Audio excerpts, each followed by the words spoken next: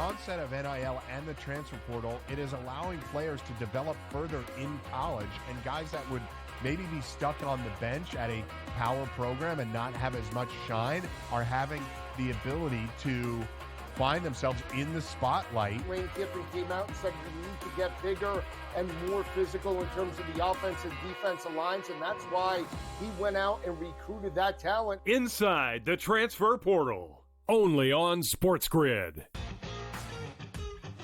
And now you have to qualify in these majors. You got to go do it, man. Like, and it just comes off really petty to sit up there and be like, I'm not. You know what you signed up for. So I don't like the pettiness, and I 100% think Taylor Gooch should be in the major championships. Mm-hmm. So in the same note, I'm saying this, but also it's like, hey, this is the world in which we live in right now, and you don't deserve anything. Only on SportsGrid. It's smarter to be on SportsGrid. Your 24/7 sports wagering network. The early line. Magical and historic season in Lincoln, Nebraska continues. He is the best player in the NBA, but also in the biggest moments where the national media is watching. Newswire. Something that we have never seen happen before with one of the iconic coaches in the game. Pharrell coast to coast. The team covers. It's automatic. It's every time. Not sometimes. It's every time. Game time decisions. Luka is actually far more dangerous from three on the road this year than at home. This game here tonight, you may want to consider taking as many points as humanly possible. In-game live. Prime time. We got not one, but two coaches fired systems in place. SportsRage late sort of night. has letdown written all over it. It's going to be hard to match the emotion that they played with the other night. It's smarter to be on SportsGrid.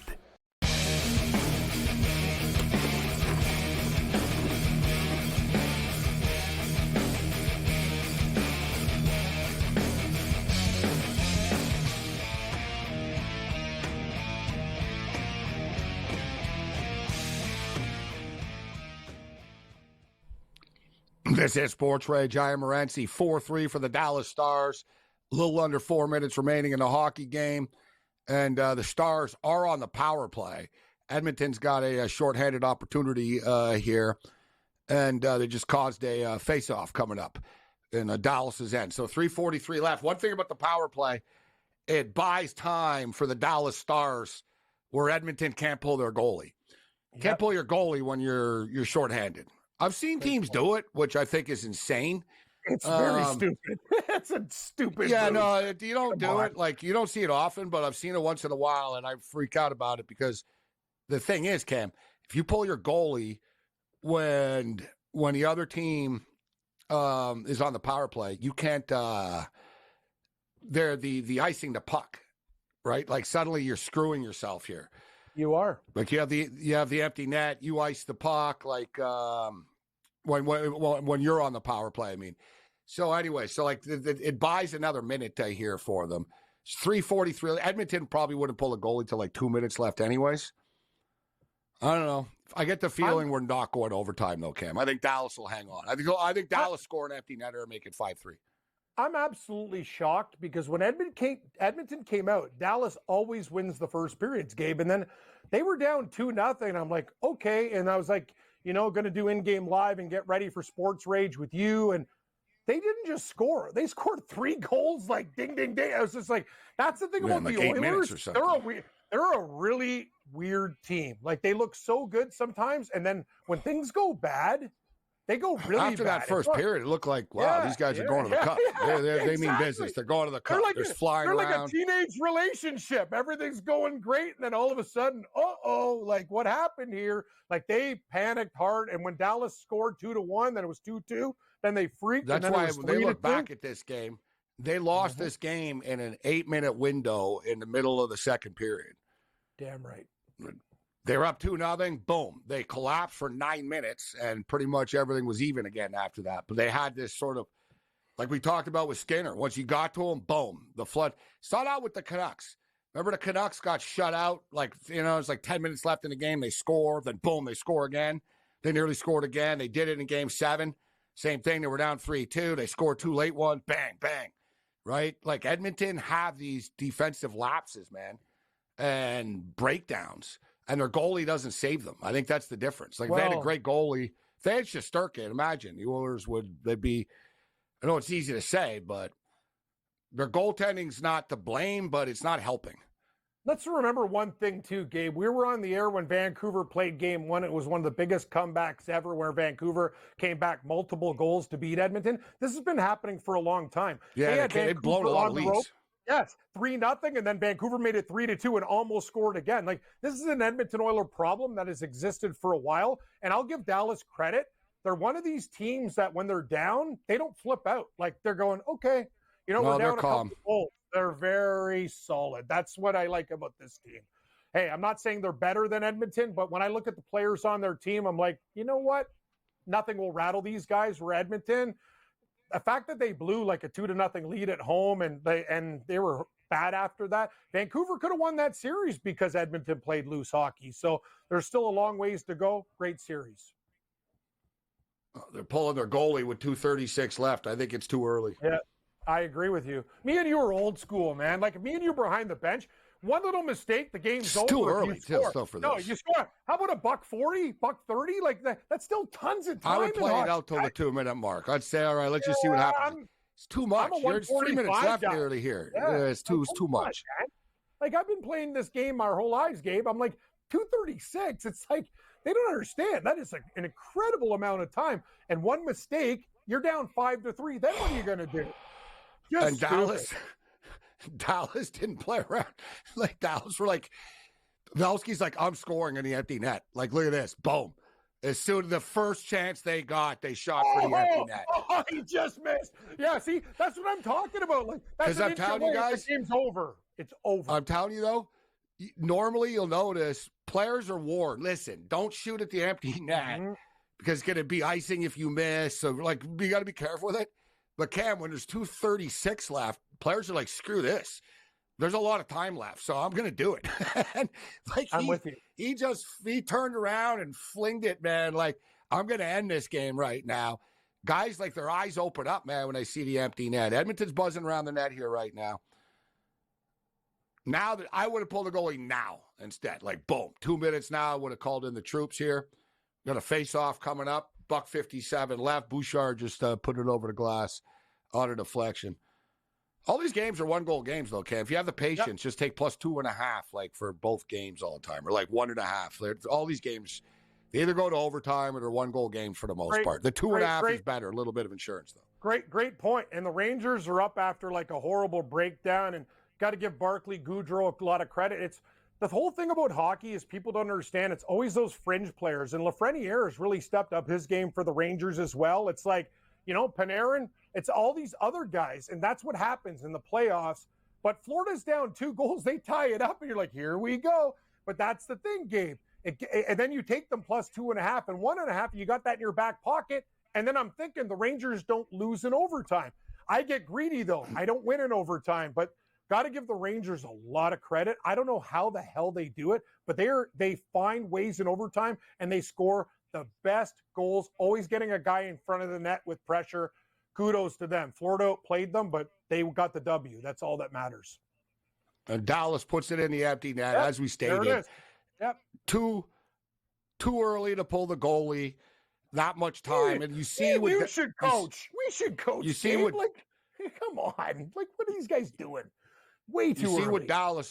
You see what Dallas as well. They didn't try to chip the puck. A lot of teams, they won't shoot for the empty net late because it's like, don't do it. We need to score. Just flick the puck, chip it in, and it'll eat up another 15, 25 seconds before they can get back down here again. But when there's this much time left in the game, it's a free-for-all. The coach isn't going to get mad. It's like, all right, bury it. They're giving us an empty net for 2.5 minutes. You're conceding the game too early. Like, look, you just buried yourself. There's still $1.30 left now. You could have a chance where it'd be like, all right, now we're going to pull a goalie. We're going to go all in. All right, it's only a 1-goal game, but you've already killed yourself. And now what'll happen, you'll probably pull a stupid goalie again. And you'll end up getting scored on again. And they pull the goalie. And it'll just, like, really kill your morale. You're going to end up losing 6-3. It goes like it's just dumb. It's too early to pull the damn goalie. I don't care what these guys in their computers say.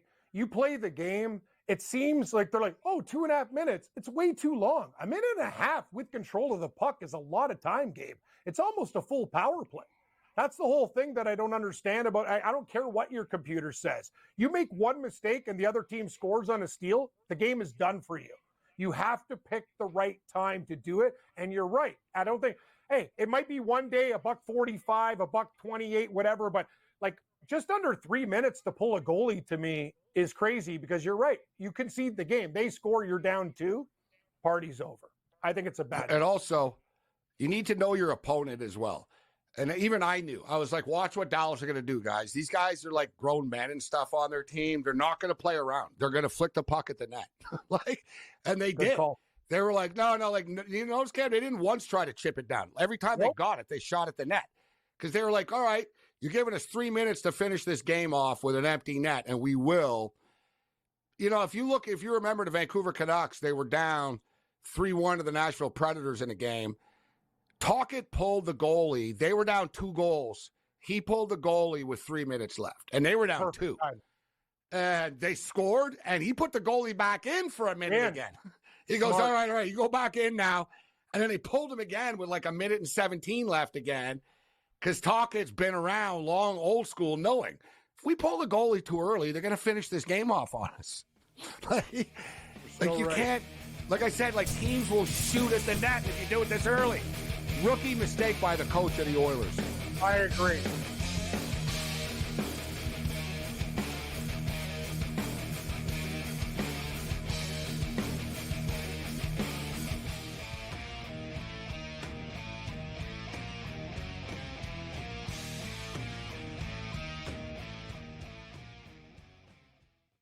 With the onset of NIL and the transfer portal, it is allowing players to develop further in college, and guys that would maybe be stuck on the bench at a power program and not have as much shine are having the ability to find themselves in the spotlight. Lane Kiffin came out and said we need to get bigger and more physical in terms of the offensive defensive lines, and that's why he went out and recruited that talent. Inside the transfer portal, only on SportsGrid.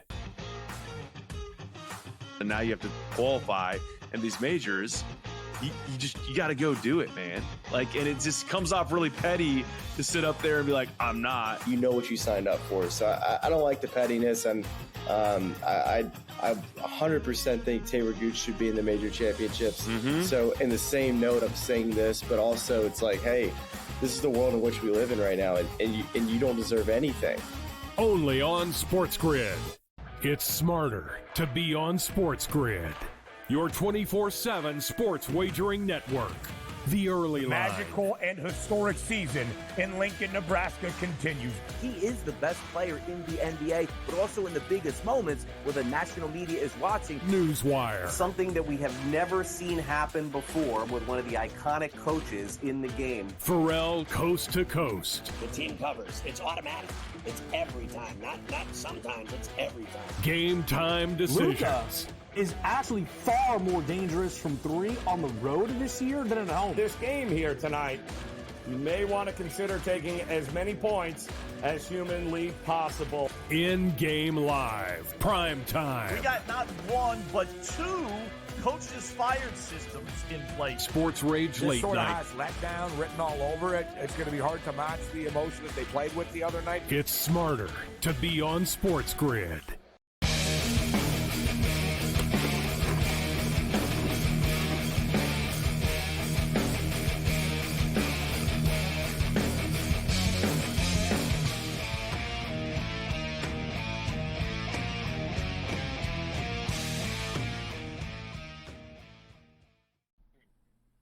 The Dallas Stars win Game 3 of the Western Conference Finals in the National Hockey League. Teams that win Game 3 in the Stanley Cup playoff 7-game series go on to win the series 66% of the time. So it's not overwhelming, but it's a big win. There's a few big ones. Game 3 is always a big one. And the Game 5, if you're tied at 2, is a pretty big one once again. But a lot of hockey left to be played here, but very similar, Cam, to the Indiana Pacers. If you're the Oilers, you let them off the hook. You're up 2-0 after the first period of play. You're at home. You have all the momentum. You got the energy of a home crowd. Everything is going your way. And you allow 3 goals in the span that you did. Boom, boom, boom, boom. Next thing you know, after 8 minutes, you're losing suddenly. The wheels just completely fell off. And this is another thing that bothers me about hockey coaches. And me and Cam, I said it was ridiculous. You're pulling the goalie with 3 minutes left, 3:20 left. What are you, idiots? So you pull the goalie way too early. But hockey coaches, they never use their timeouts at the right time. They'll use the timeout at the end of the game where there's like 6 seconds left, and they'll draw up some stupid play that's like, if you win the faceoff, try to do this. Thanks, coach. Good job.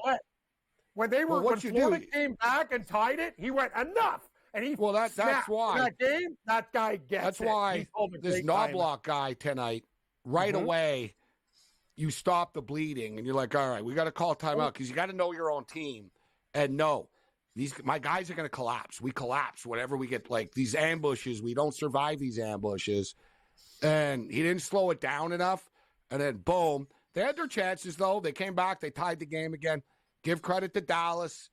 And I'm seeing the highlight of the goal right here again with Robertson and Skinner. Dear God, it just can't happen, Skinner. You played well. You made some saves, but that's the type of stuff that people are going to say, dear God, bro. Like, it just tie game. You can't give up that goal in the Western Conference Finals if you're trying to win a Stanley Cup. Let's bring in George Kurtz right now. George, I don't even hear what they're talking about. I see Kelly Rudy, but he looks angry, and Kelly's a nice guy. What's going on? How you doing? Kelly Rudy loves Kelly Rudy was the Islanders goaltender. I'm sure he's saying, you got to stop that. That's what he's saying. He's right. You do. But isn't that the problem with Skinner? Or goalies like him? You can't always guarantee they're going to make that big stop. It's why the Shesterkin is an advantage over Bobrovsky and just about an advantage over Skinner because you trust those guys to make that bigger stop more than the other goaltender. But then again, the Oilers scored 2 goals early and then scored 1 for the rest of the game. So we can't really have that either. They've done that a lot throughout the playoffs as well. They have flashes, but it's not consistent for 60 minutes. That's one of the Oilers' problems. They did that against the Vancouver Canucks.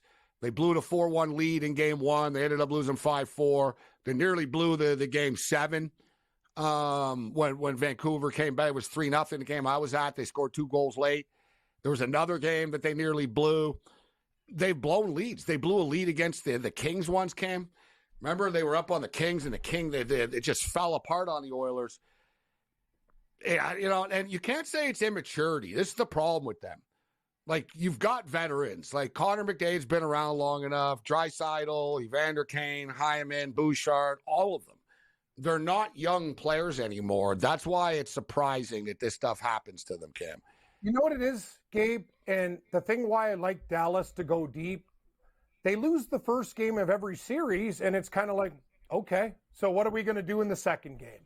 We're going to regroup, and we're going to find a way to win, which they did, and didn't even play their best hockey. And tonight they're down 2 goals on the road and didn't panic at all. And they score 1, confident. Score 2, Edmonton starts to panic. Score 3, then they're going, oh my God, this is happening on our home ice. And after that, Dallas said, we got you. And that's the whole thing about the Dallas Stars is they have a lot of battle-tested guys. It's not just, Edmonton has great players. Don't get me wrong. Bouchard is like turning into one of the best defensemen in the league.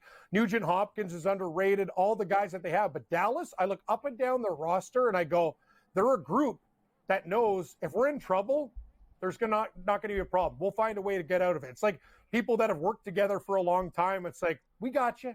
We got your back. We're not panicking. That's why I love the Dallas Stars. It's just, they seem to me to be more of a galvanized group. That's what I feel. Well, one thing about the Dallas Stars, they do have a lot of stars and big-time contracts on their team. So they should be good.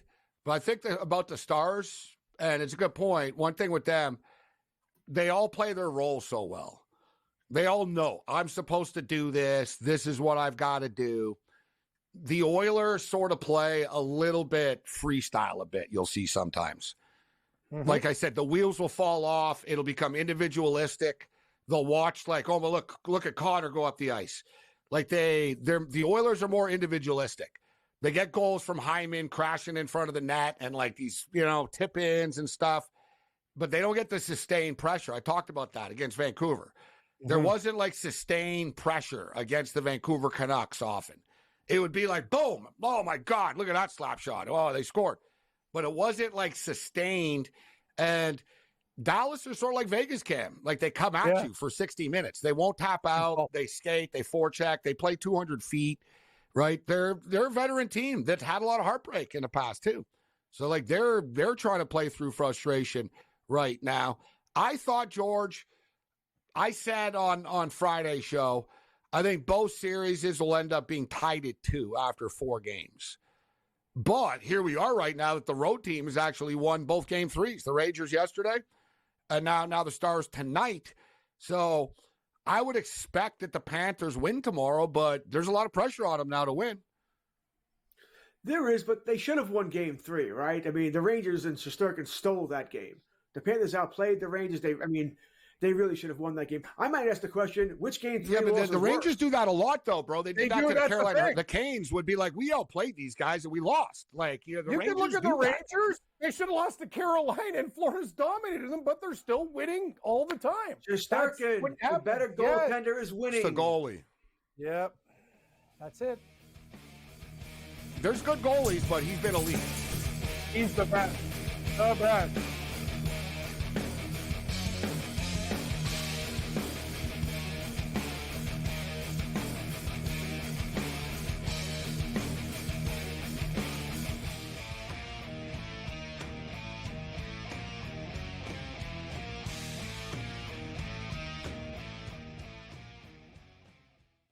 With the onset of NIL and the transfer portal, it is allowing players to develop further in college, and guys that would maybe be stuck on the bench at a power program and not have as much shine are having the ability to find themselves in the spotlight. Lane Kiffin came out and said we need to get bigger and more physical in terms of the offensive defensive lines, and that's why he went out and recruited that talent. Inside the transfer portal, only on SportsGrid.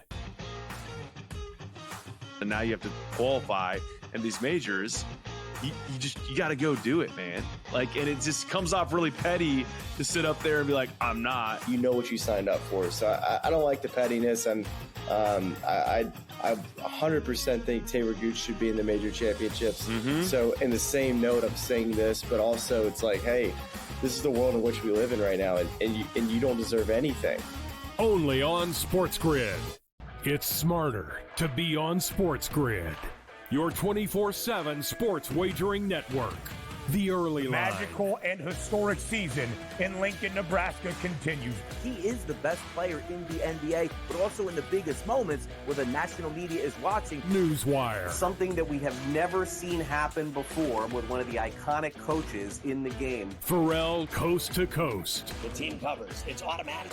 It's every time. Not sometimes. It's every time. Game time decisions. Luka is actually far more dangerous from 3 on the road this year than at home. This game here tonight, you may want to consider taking as many points as humanly possible. In-game live. Prime time. We got not 1, but 2 coaches fired systems in place. SportsRage late sort of night. has letdown written all over it. It's going to be hard to match the emotion that they played with the other night. It's smarter to be on SportsGrid.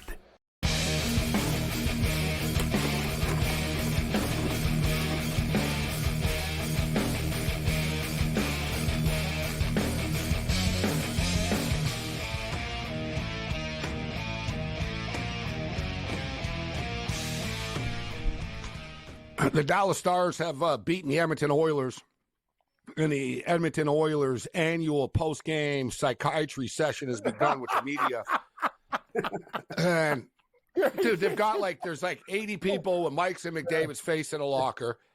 Let me tell you something, Edmonton, all right? Number one, don't pull your goalie this early. Number two, I'm dead serious with this. What is your deal with this? It's the effing playoffs. Dude, when the Montreal Canadiens got in the playoffs, you didn't go in the room anymore after. They came out to the podium like the NBA does. You come out to the podium, You take a couple of questions, you get up and you leave. Yes, no, no, yes, right. no, yes, no. You leave. You don't open the room like it's a regular season game. And I already see the psychiatry session beginning. Connor McDavid, oh, well, and like it's here we go again. And then you're going to, Skinner, and you're going to hear about Skinner's childhood. And like, dude, like why stop giving so much effing access to the media? Like I don't see other teams. The Canucks barely talked to the media at all. Sealos didn't, like no one talked. Like it was basically talked.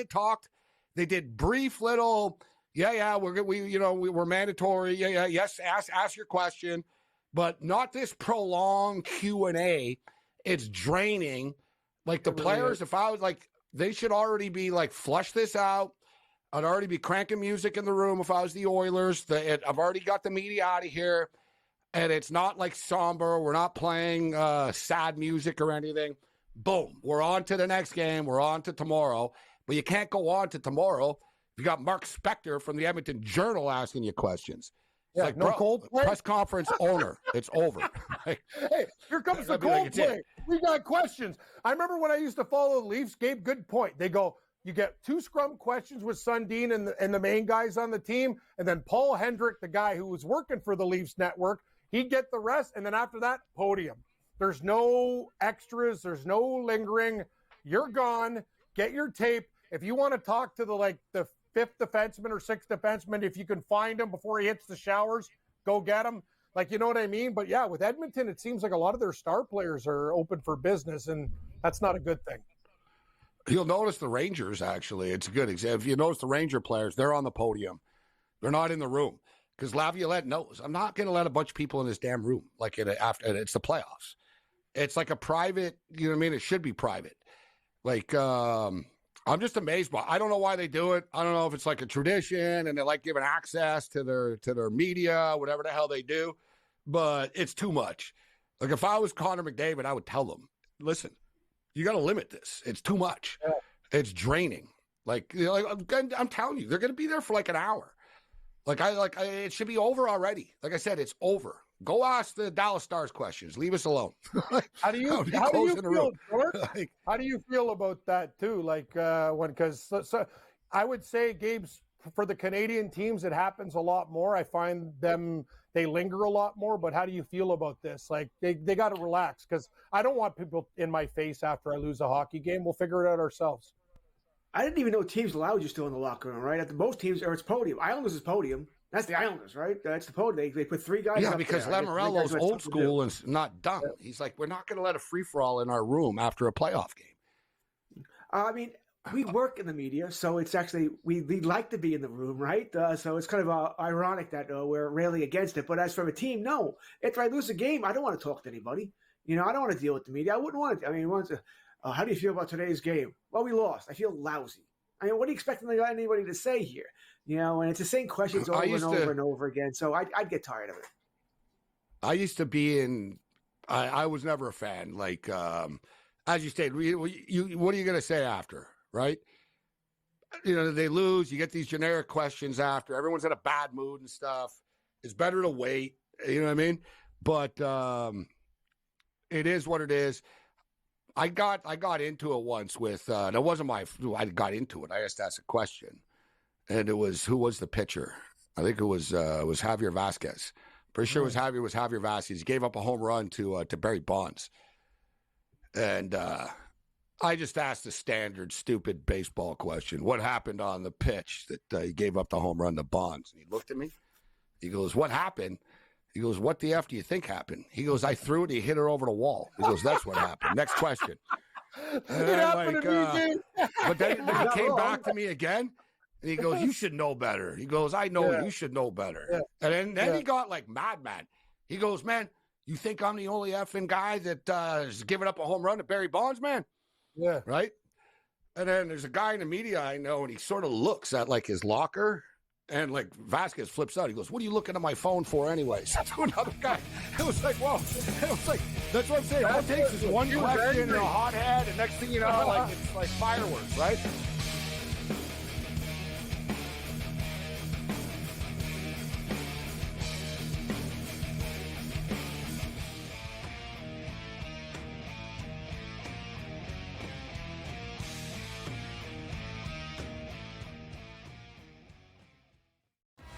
onset of NIL and the transfer portal, it is allowing players to develop further in college, and guys that would maybe be stuck on the bench at a power program and not have as much shine are having the ability to find themselves in the spotlight. Lane Kiffin came out and said we need to get bigger and more physical in terms of the offensive defensive lines, and that's why he went out and recruited that talent. Inside the transfer portal, only on SportsGrid. And now you have to qualify, and these majors, you got to go do it, man. Like, and it just comes off really petty to sit up there and be like, I'm not. You know what you signed up for. So I don't like the pettiness, and I 100% think Taylor Gooch should be in the major championships. So in the same note, I'm saying this, but also it's like, hey, this is the world in which we live in right now, and you don't deserve anything. Only on SportsGrid. It's smarter to be on SportsGrid. Your 24/7 sports wagering network. The early line. Magical and historic season in Lincoln, Nebraska continues. He is the best player in the NBA, but also in the biggest moments where the national media is watching. Newswire. Something that we have never seen happen before with one of the iconic coaches in the game. Pharrell coast to coast. The team covers. It's automatic. It's every time. Not sometimes. It's every time. Game time decisions. Luka is actually far more dangerous from three on the road this year than at home. This game here tonight, you may want to consider taking as many points as humanly possible. In-game live. Prime time. We got not one, but two coaches fired systems in place. SportsRage late sort of night. has letdown written all over it. It's going to be hard to match the emotion that they played with the other night. It's smarter to be on SportsGrid.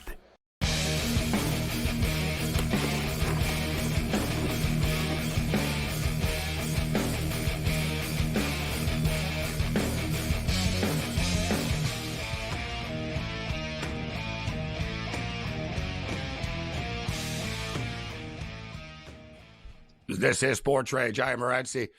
The press conference continues, and the media scrum continues in Edmonton. Like I said, these poor bastards are going to be there forever. Just goes on and on and on. All right, so we got the baseball game now. Hopefully, I can hit this under on the way out here this evening. Still 3-2, actually. 3-2 in a game. Before the game started, the total was 7.5. It was 3-0 early in the second inning, and we took under 9.5. It's back to 7.5 right now. Any action for you on this game, Kurtz? I think I'm going to get in again on the under 7.5 here right now, the original total. I've already got 9.5, but I think it's going to stay under 7.5. I have two pregame bets on this, and neither one's going my way, so you can figure out where I am on that. I'm on the over and Houston, so that's not going well, which is why I was very happy about the Edmonton game, which very much went my way. So 3 runs early, you would have thought they would have had this over by now. They've been runners on base every inning, but now neither one can get in. I didn't really trust Valdez or Miller all that much. Neither one has been great of late, so I thought they could get the 7.5. I should know better because Seattle's been under all season long, and Jose Abreu's back with the Astros. He's not going to solve all their problems, but I don't know. One of us is going to lose tonight. One of us is going to win. So I just got under 7.5 at minus 145, and I got the play in, and they actually moved it right after I did it. They just went to 6.5. So now the total is 6.5 minus 170 to the over. Under 6.5 is plus 140. We got a 3-2 baseball game. Mariners are leading, so they're the home team too. So that could potentially be one less at bat, and we've got one out right now. In the top of this, over 6.5? Yeah, I kind of want to double down. Oh, it's minus 170. I'm not doing that. Never mind. I just doubled down to the under. Why don't you double down to the over? Minus 170? 176 now? No, I ain't doing that. That's crazy. Wait a couple of at bats. It'll come down. Watch this. It'll move like 5 cents per pitch. I don't want to lose an inning. I mean, wow, you got to man up, Kurt. You got one way or the other. You got to man up. Hey, Gabe, I did a smart thing today. We lost in the finals of lacrosse. Notre Dame beat Maryland, but I figured out the game started at noon, so I at least got out of it a little bit. But good on the Terps for finishing second. That was a good bet by us. A hell of a run. Yeah, hell of a run for a 7 seed. Yeah, got to do what you got to do. Sometimes you got to trim and just the grass, like that, Gabe. the 6.5 went back up to 7.5. I don't have a problem with your 7.5. The 6.5 play, you should have got in at minus 170 because all it takes is one run. If Houston scores, boom, you automatically hit. And yeah, congratulations. Listen, Notre Dame, a great call by me and Cam on the Maryland Terrapins to get this far at 14-1. But Notre Dame were big favorites to win the tournament. They came through. The Kavanaugh brothers lit it up. And Notre Dame wins the National Lacrosse Championship today.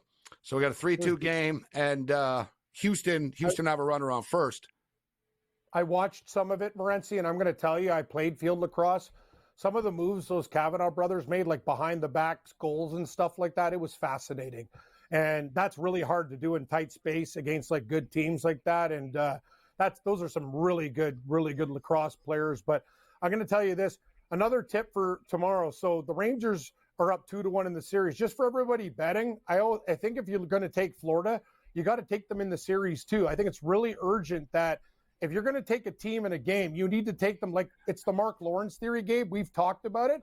If you're going to bet them as like in the game, you got to take them in the series at that price too, because you want to be sitting at the end going, I got these sides, and then there's a lot of other options you can do. That's like I got Dallas, like, you know what I mean, when they were down one game to Edmonton at a good price, and now they're up 2-1 in the series, right? Yeah, you can get the Panthers right now at the series at plus 130.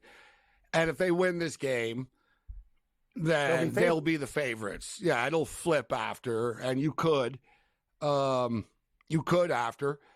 I don't know if there's enough at plus 130. I get I think it's juicier with the Edmonton Oilers to do it. Yeah.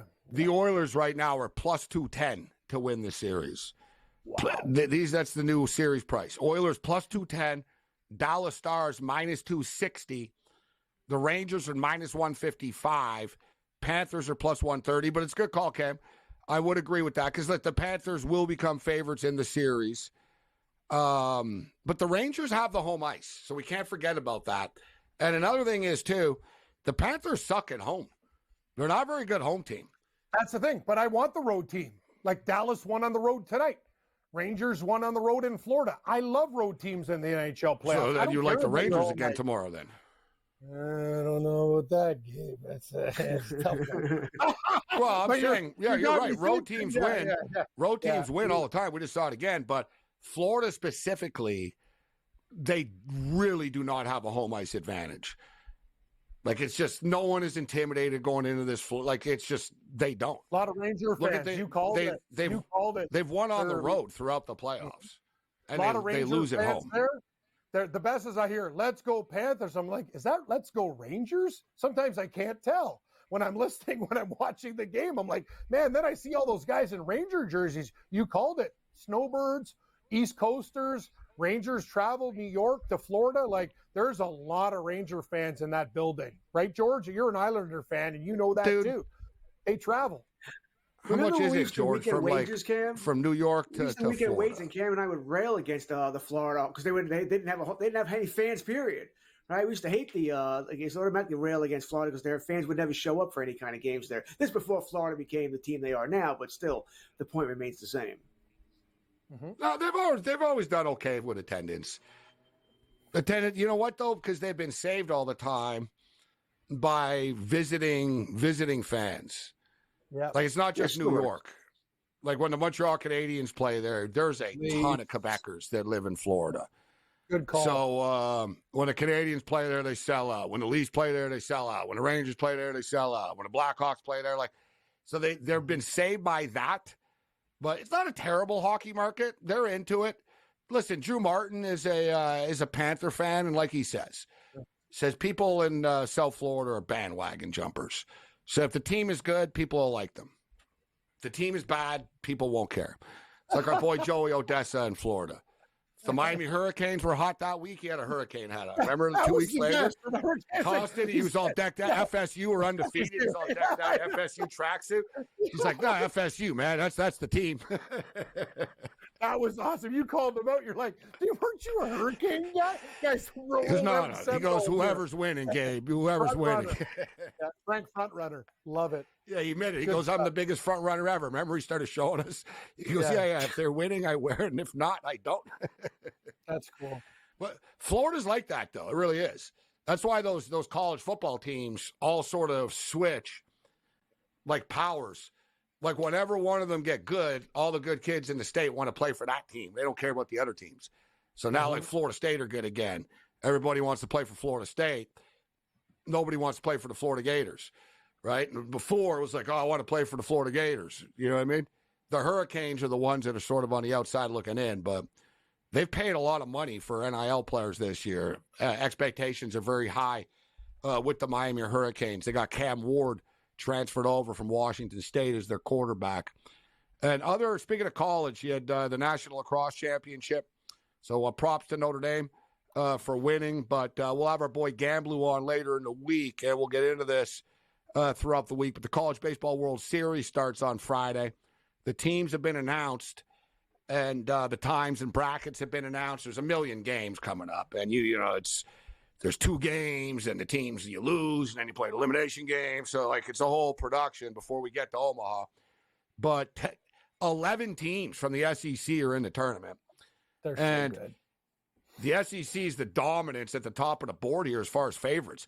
Texas A&M are the favorites at plus 550. Tennessee Volunteers are the second choice at plus 600. Arkansas plus 900.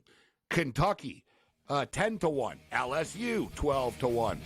Then we got an ACC team in Wake Forest at 12-1. Clemson 14-1. Tar Heel 16-1. There's the Beavers.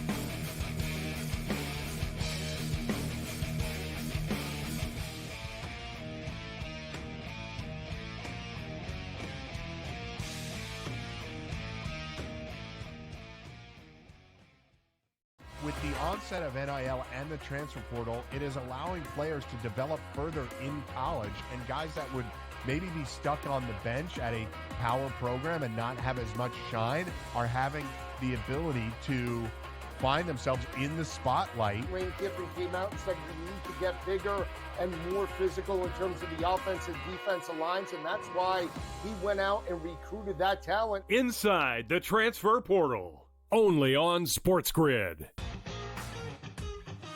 And now you have to qualify, and these majors, you got to go do it, man. And it just comes off really petty to sit up there and be like, I'm not. You know what you signed up for. So I don't like the pettiness, and I 100% think Taylor Gooch should be in the major championships. So in the same note, I'm saying this, but also it's like, hey, this is the world in which we live in right now, and you don't deserve anything. Only on SportsGrid. It's smarter to be on SportsGrid. Your 24/7 sports wagering network. The early line. Magical and historic season in Lincoln, Nebraska continues.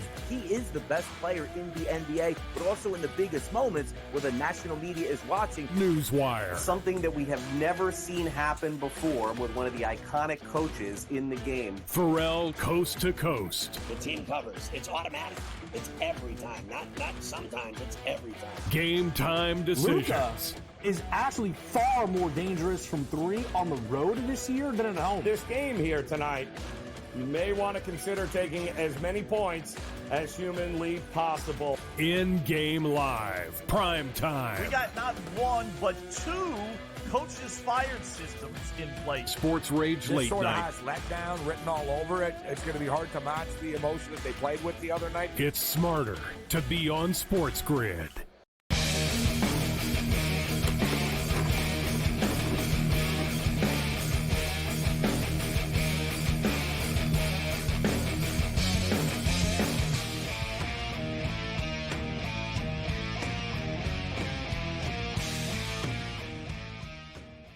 Still 3-2 in a baseball game.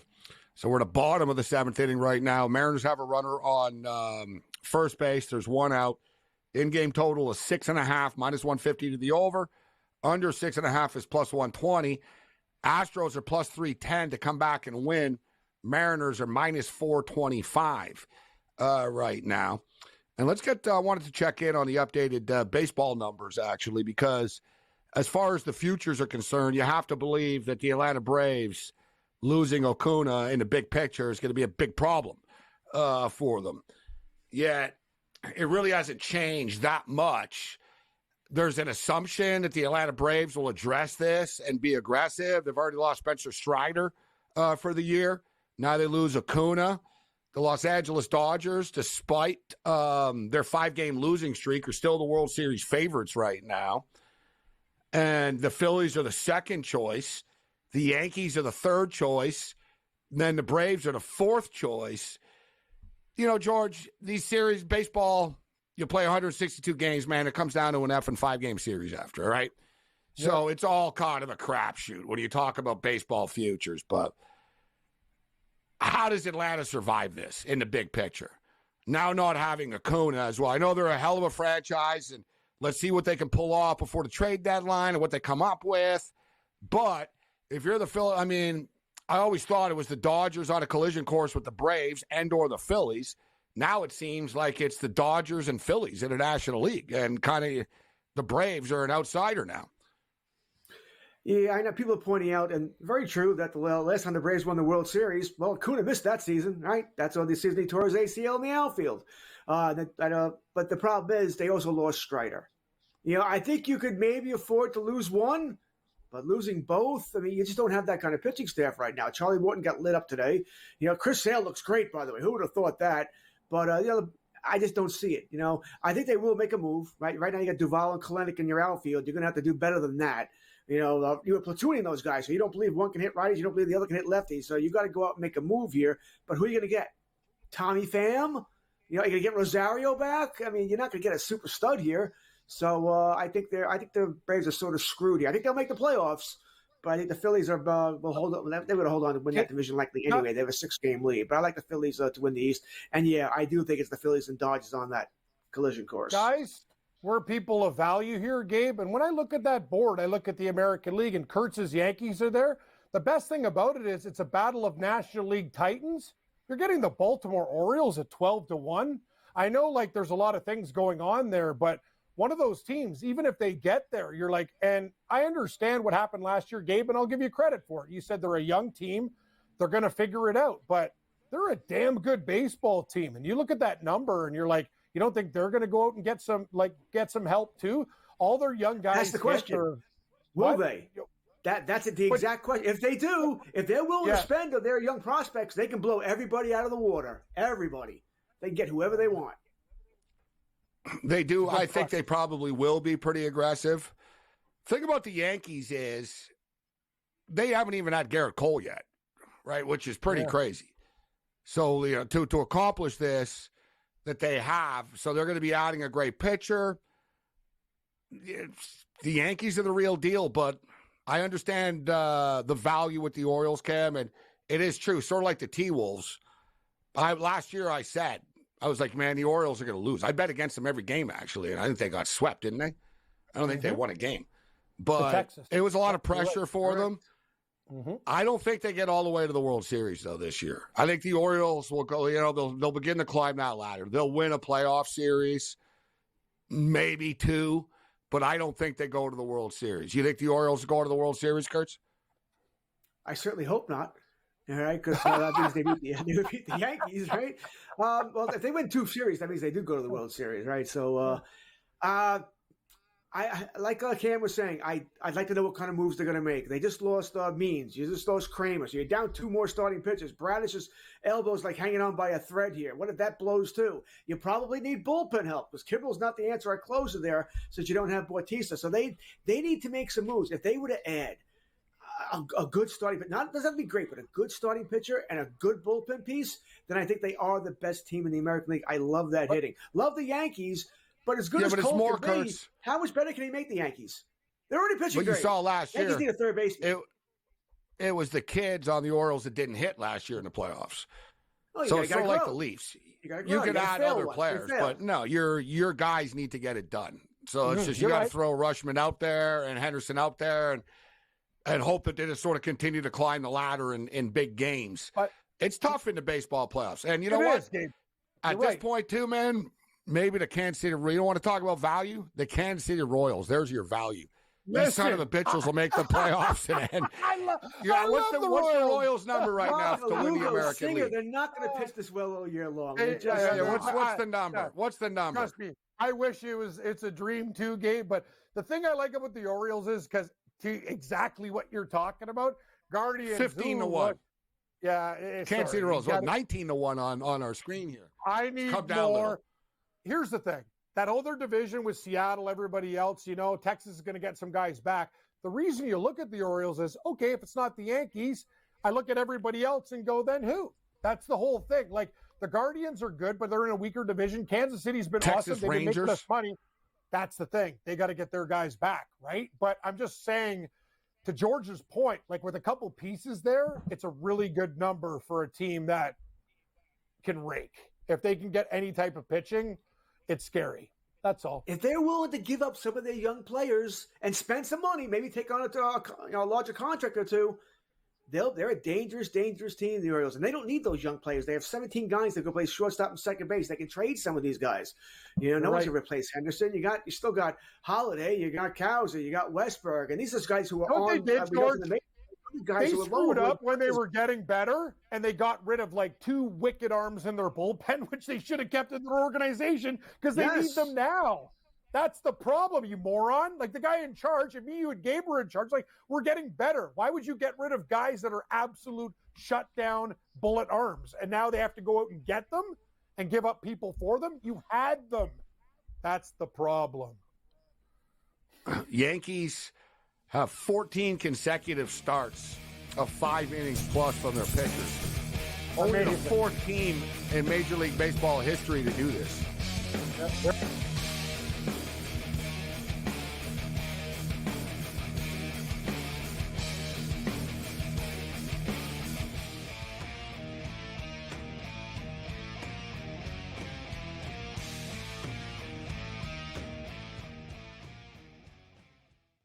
With the onset of NIL and the transfer portal, it is allowing players to develop further in college, and guys that would maybe be stuck on the bench at a power program and not have as much shine are having the ability to find themselves in the spotlight. Wayne Kiffin came out and said we need to get bigger and more physical in terms of the offensive defensive lines, and that's why he went out and recruited that talent. Inside the transfer portal, only on SportsGrid.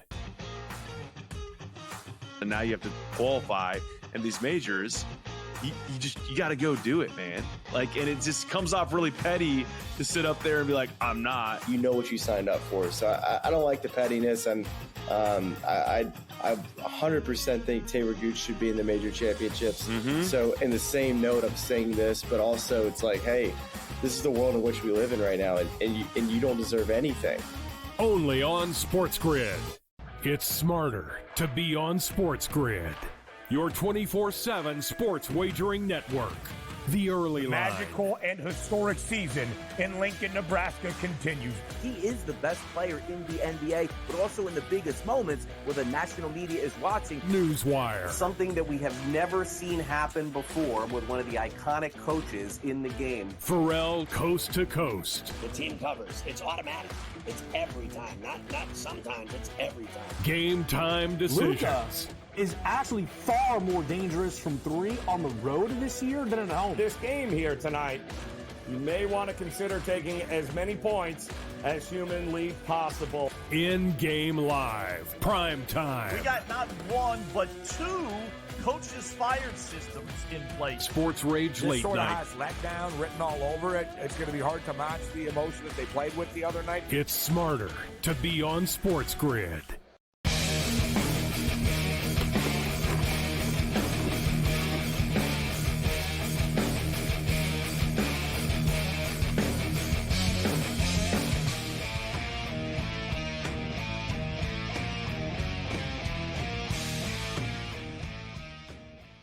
This is SportsRage. I am Morency. Edmonton Oilers blow a 2-0 lead after the first period of play. Took 3 minutes and 33 seconds for the Dallas Stars to come back. A complete meltdown and breakdown. How about this? The Oilers have not scored a third period goal in this series. And the Dallas Stars have 5 third-period goals in this series. You want to talk about a difference maker and why it's played out the way it is so far. Like I said earlier, teams that win Game 3 win 66% of the time in the Stanley Cup playoffs in 7-game series. All right, let's get to a best of X here. We have another City Connect jersey leak. And this time we've got the Toronto Blue Jays. If we can get this rolling. The Toronto Blue Jays City Connect jersey has leaked. We posted it on Twitter. And we had varying degrees of opinion.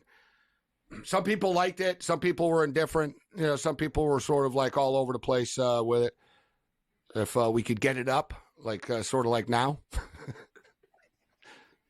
It's called a setup. I gave you guys a lot of time here, like to roll it out here. That's putting it on the tee, baby. Knock it in the fairway. Let's go. I wish. We're still waiting. This is in the woods. Someone sliced. Yeah. You're in the high grass. Yeah, we're taking a drop. We might be under a rock. Unplayable. Taking a drop. Are we hitting 3 from the tee? No Mulligan drop. We're giving them. That's with me. With Kurtz, Morency, and Stewart, there's a mulligan, for sure. All right, let's check in here. Hey, Tommy, what's going on here? He might be taking. Has he gone to the bathroom, or I don't hear anything? Knock, knock. I don't know. Anybody? There's got to be somebody here. Oh, there it There comes. we go. Hey. All right, you got to answer us, man. Where'd you go?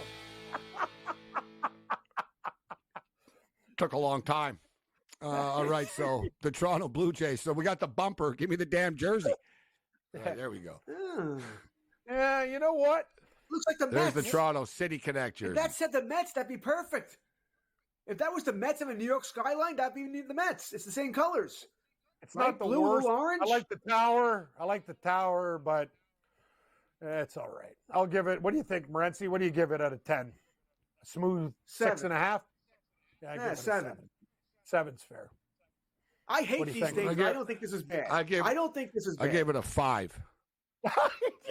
Even worse than me and Kurtz. 5 usually, on 10. like you're more generous than us usually. Yeah. No, you know what? It just looks like pattern. It's just. It looks like the Mets. It looks like the Mets. No, but like, I don't like the bottom of the skyline. It should be tightened up. Yeah, like the bottom, the like good. Mm-hmm. Like you should separate Toronto and the skyline. There's just There's a lot of these jerseys where it's like the concept isn't bad, guys, but it seems like you did it in 5 minutes and like you didn't sleep on them ever and say, you know what? Looks a little sloppy here. Why don't we tighten this up? Like, look at this. This is just a simple CFL hoodie. Look at Chris. Yeah, beautiful. It's just, you know what I mean? I wore a BC like Lions like it's not all like, well, let's just throw a bunch of orange in the background of it too. It's like, no, let's not just throw a bunch of orange on it. Like, Gabe, like I don't like the blue. It's like the paint leaked. It's like tighten it up, clean it up, man. You're so right. I remember I was in the line when we did the Rams Bengals Super Bowl. The guy goes, "Is that the Cincinnati Bengals?" But it says BC. I go, "It's BC Lions." When Devon Claybrooks gave me his stuff when I was overweight, right? So I was like, I wore that like hoodie there. What a beautiful hoodie. But Gabe brings up good points. All these jerseys start off with good intentions, but there's no attention to detail. Make them crispier. Like you said it, Gabe. Like they're all money makers. They're they seem rushed. No, Gabe's right. They're sloppy. Like if that was an artist, he didn't finish It's like the LA Dodger one. When you look at it, it's like, yeah, okay. But it's kind of plain. It's like, how come you didn't put like 6 other things on it? You know what I mean? It just says Los Angeles. It's like it has a D on it. It's like, I don't know, like when you put a palm tree on it, put the Hollywood Hills, put the Hollywood sign, like they'll never do it, and I love it, George. I love the fact no names on the back, just pinstripes, nice Don't and change. I like people like the St. Louis one, the Lou. People like the Lou one. The Lou. I'm trying to remember it. I think that was okay. The Dodger one I thought was just okay. says Lou. The worst but one okay, is not good enough. If they want $240, if they want $240, it needs to be better than okay. I ain't buying a City Connect jersey for $240. Get bent. Never. $20.